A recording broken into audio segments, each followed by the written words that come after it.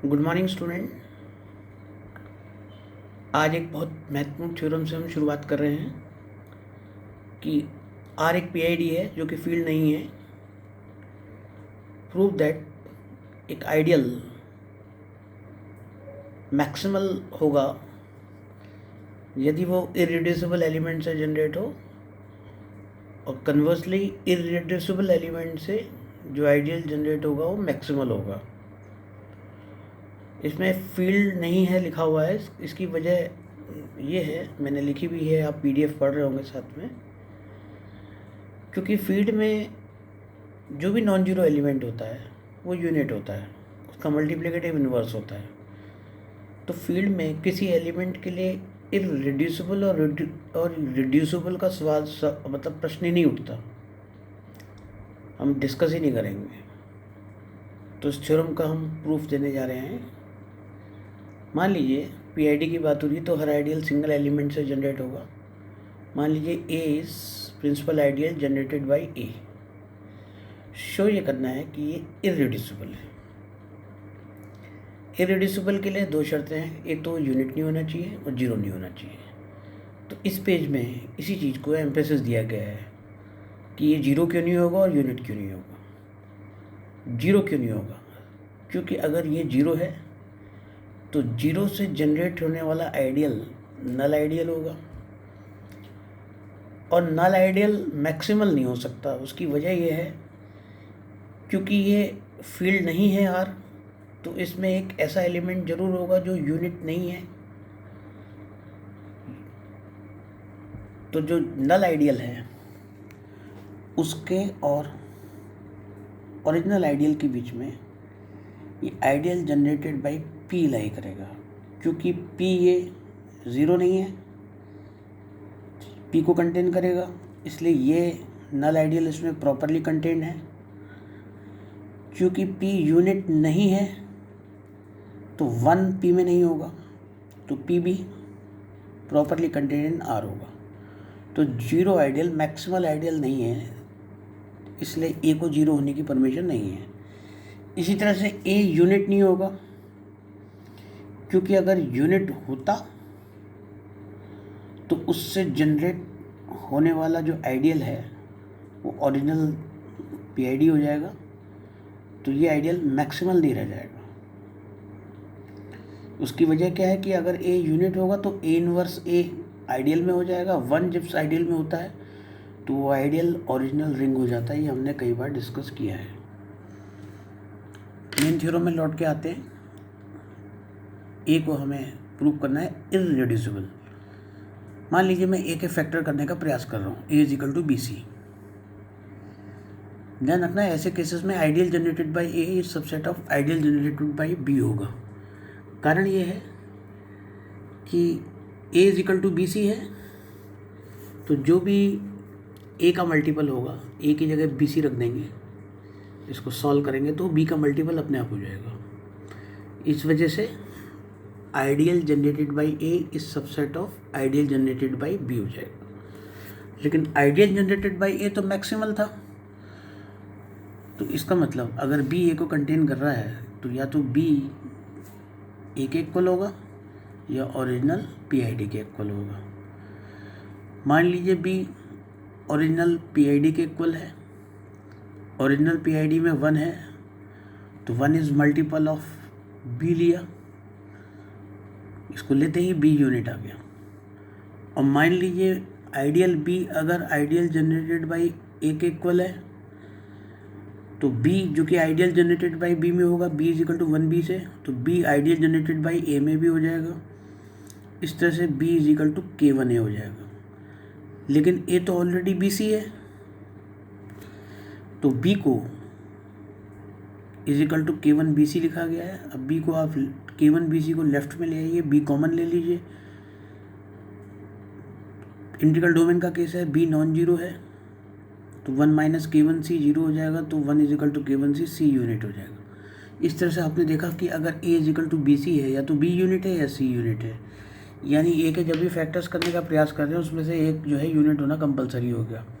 तो ऐसे ही एलिमेंट को इरिड्यूसिबल बोलते हैं, इसलिए ए इरिड्यूसिबल हो गया। ध्यान रखना जब ए बी का मल्टीपल हो जाए,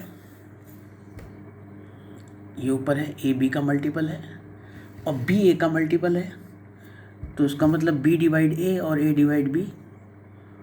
और वैसे भी ऐसे केसेस में ए और बी एसोसिएट हो जाते हैं और दोनों के दोनों सेम आइडियल जनरेट करते हैं।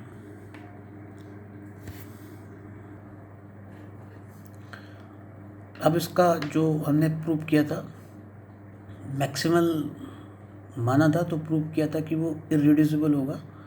इस केस में अब a is irreducible element of R लेना है और प्रूव ये करना है कि इररिड्यूसिबल एलिमेंट से जो आइडियल जनरेट होता है वो आर में मैक्सिमल होगा। याद रखना R is subset of R, PID का केस है, तो R is also principal ideal of R. मान लीजिए आर डी से जनरेट हो रहा है और मान लीजिए कि ए और आर के बीच में एक अनआइडियल आई है। जो अन्य आइडियल आई है ये भी प्रिंसिपल होगा, मान लीजिए वो बी से जनरेट हो रहा है। हमें ये प्रूव करना है कि ये मैक्सिमल है, यानी ये आइडियल जनरेटेड बाय बी जो ए और आर के बीच में है या तो आइडियल जनरेटेड बाय ए है या आर के इक्वल है, क्योंकि हमारा टारगेट इस केस में मैक्सिमल है, प्रूव करना है। पिछली बार की तरह से ideal generated by A subset of ideal generated by B अगर हो तो ए इस मल्टीपल ऑफ ए, तो ए इज इक्वल टू 1 से ए इसमें होगा तो इसलिए इसमें भी होगा, तो इसलिए A ideal generated by B में होगा, तो इस तरह से ए बी का मल्टीपल हो जाएगा। अब आपने ए के फैक्टर्स कर लिए हैं के इंटू बी, लेकिन ए तो इररिड्यूसिबल था। इररिड्यूसिबल के फैक्टर्स अगर हों तो इनमें से एक का यूनिट होना कंपलसरी है, तो या तो के यूनिट होगा या बी यूनिट होगा। मान लीजिए के यूनिट है तो यानी के का इन्वर्स है, तो आप बी को के इन्वर्स से लिख सकते हैं।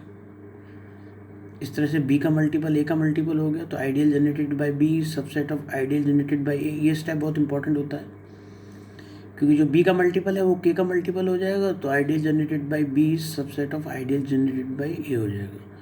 लेकिन ideal generated by A is already subset of ideal generated by b, तो दोनों के दोनों सेम हो जाएंगे।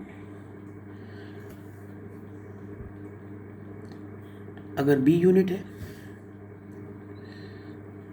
तो बी से जनरेट होने वाला आइडियल सीधे एक रिंग हो जाता है, क्योंकि जब भी यूनिट से आइडियल जनरेट करते हैं तो बी इनवर्स बी आइडियल में हो जाता है, 1 आइडियल में हो जाता है, तो वो ओरिजिनल रिंग के इक्वल हो जाता है। कई बार डिस्कस किया है, तो इस तरह से हमने प्रूव कर दिया कि ये जो आइडियल बी बीच में है या तो आइडियल जनरेटेड बाय ए के इक्वल है या आइडियल या इटसेल्फ आर के इक्वल है। तो इस तरह से ये जो ए है ये मैक्सिमल है। ये जो R is generated by D है इसका कोई यूज़ नहीं हुआ है, इसको मिटा भी सकते हैं आप। आर इस प्रिंसिपल का हमने यहाँ यूज़ नहीं किया है।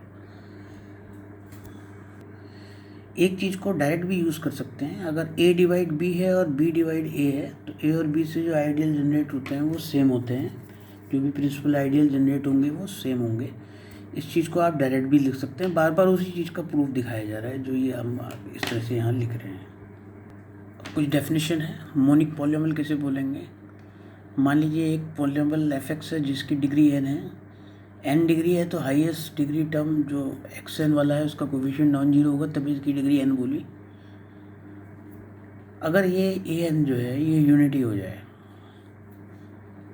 तो ऐसे केसेस में हम इस पॉलिनोमियल को मोनिक पॉलिनोमियल बोलेंगे, यानी हाईएस्ट डिग्री टर्म का जो कोफिशिएंट है वो 1 आ जाए तो उसको मोनिक पॉलिनोमियल बोलेंगे। ज़्यादातर केस में जो मोनिक पॉलिनोमियल की हम स्टडी करेंगे वो फील्ड के ऊपर जो पॉलिनोमियल का सेट है उसमें पढ़ेंगे। इसी तरह से जब हमने पॉलिनोमियल को डिफाइन किया था तो ये लिखा था कि a0 और a1x, इसके बीच में जो प्लस है ये खाली कनेक्टर का काम कर रहा है। अब हम देखेंगे कि हम एक चीज़ डिफाइन कर रहे हैं कि ये कनेक्टर ना होकर एक रियल बाइनरी ऑपरेशन होगा। इसी तरह से a1x के बीच में a1 और x है, इसके बीच में कोई प्रोडक्ट नहीं है, सिंबॉलिक है। इसी तरह से ये जो x की पावर n लिखा है तो ये किसी की पावर n नहीं है, ये n+1th पोजीशन दिखा रहा है। आज हम एक चीज़ डिफाइन कर रहे हैं, फंक्शनल वैल्यू। मान लीजिए c रिंग का एलिमेंट है, तो what is the meaning of f of c। f of c का मतलब ये है कि x की जगह c रिप्लेस कर दीजिए और A1C, अब दो रिंग के एलिमेंट के बीच का प्रोडक्ट है, रिंग का बाइनरी ऑपरेशन ले लीजिए और A0 और A1C के बीच में रिंग का एडिशन ले लीजिए, क्योंकि A0 रिंग का एलिमेंट है और A1C भी रिंग का एलिमेंट है, तो ये प्लस जो है रिंग का एडिटिव ऑपरेशन होगा। इसी तरह से A2C² में C² रिंग का बाइनरी ऑपरेशन होगा C×C, A2C² रिंग के दो एलिमेंट का प्रोडक्ट है, और इसी तरह से ऑब्वियसली A1C और A2C² के बीच में जो एडिशन होगा वो रिंग का होगा। एंड वी डिफाइंड है, ये फंक्शनल वैल्यू दिखाते समय हम इस प्लस को रिंग का प्लस मान लेते हैं। इसी तरह से अगर FC 0 आ जाए तो हम C को कहेंगे कि ये fx का 0 है या fx का एक रूट है। अब हम मेनली फील्ड के ऊपर बने हुए पॉलिनोमियल का स्टडी कर रहे हैं। मान लीजिए किसी पॉलिनोमियल को आप x माइनस a से डिवाइड कर रहे हैं, तो एक रिमाइंडर थ्योरम है, वो ये कहती है कि fx को अगर आप x माइनस a से डिवाइड करेंगे तो जो रिमाइंडर आएगा वो f ऑफ a आएगा। उसकी वजह यह है कि जब आप fx को x माइनस a से डिवाइड कर रहे हैं तो qx कोशिएंट है और rx रिमाइंडर है, तो इस तरह से फैक्टर्स हो जाएंगे। fx is equal to qx into X minus A plus rx। Naturally rx की जो डिग्री है वो x माइनस ए की डिग्री से कम होगी, तो कम होगी तो वो सीधे डिग्री 0 ही होगी उसकी, क्योंकि x माइनस ए की डिग्री 1 है। तो rx जो है एक कांस्टेंट पॉलिनोमियल होगा। 0 भी हो सकता है क्योंकि रिमाइंडर 0 भी आता है। इस तरह से आपने fx के ये अपने डिवीज़न एल्गोरिथम से लिखा है। दोनों और x की जगह अगर a रिप्लेस कर देंगे तो f of a is equal to rx आ गया है, rx इज रिमाइंडर हो गया और रिमाइंडर हो गया f ऑफ a। तो बड़ी इजी थ्योरम है ये, रिमाइंडर थ्योरम हो गई। अब नेक्स्ट है फैक्टर थ्योरम।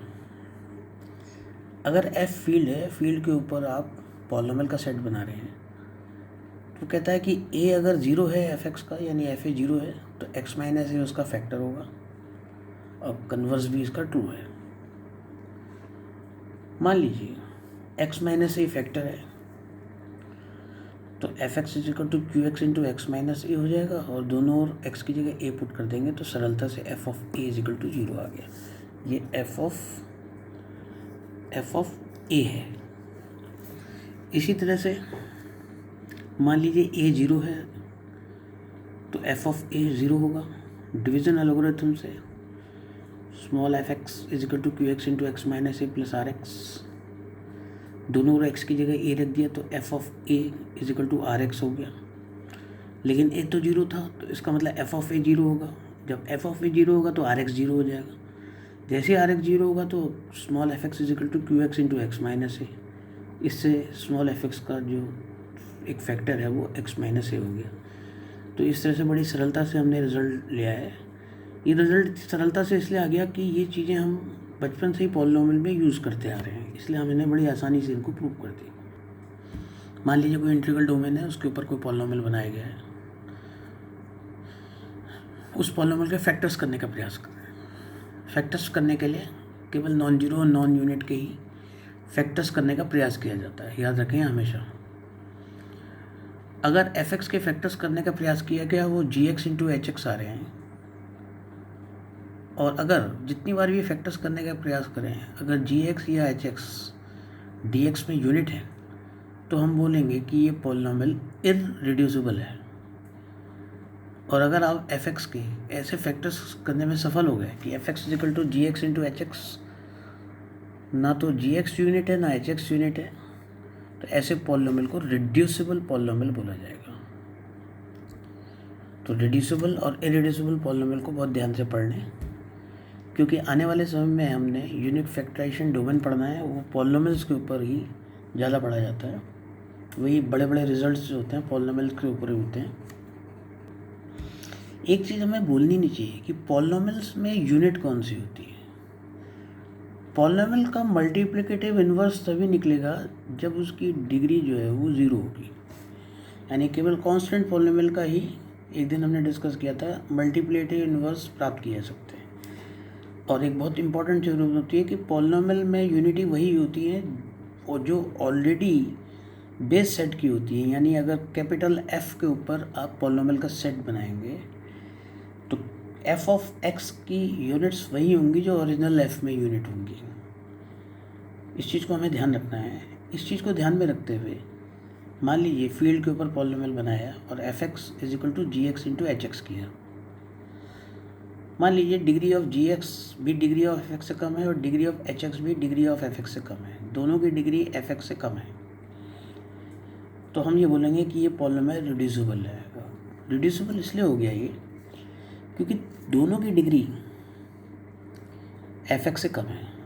मान लीजिए ये इनरिड्यूसिबल होता तो इनमें से एक पॉलिनॉमियल यूनिट होना चाहिए और जो यूनिट पॉलिनॉमियल होता है उसकी डिग्री 0 होती है, तो उस केस में fx की डिग्री और hx की डिग्री बराबर हो जाएगी अगर gx जो है वो यूनिट है। क्योंकि gx की यूनिट fx की डिग्री से कम है, sorry degree of gx is less than degree of fx, degree of hx भी डिग्री ऑफ fx से कम है, तो इसलिए ये रिड्यूसिबल पॉलिनॉमियल का एग्जांपल है। फिर सुन लीजिए, अगर ये पॉलिनॉमियल इरिड्यूसिबल है तो इसके जब भी आप फैक्टर्स करेंगे तो उनमें से एक फैक्टर यूनिट होना चाहिए और यूनिट की डिग्री होती है 0।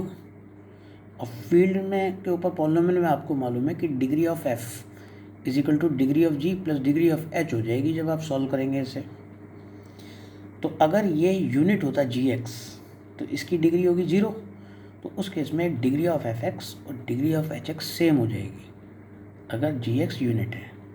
लेकिन चूंकि degree of gx degree of fx से कम है, similarly degree of hx degree of fx से कम है, इसका मतलब ये gx और hx में से कोई भी यूनिट नहीं है, तो ये रिड्यूसिबल पॉलिनॉमियल का इसलिए एग्जांपल बन गया।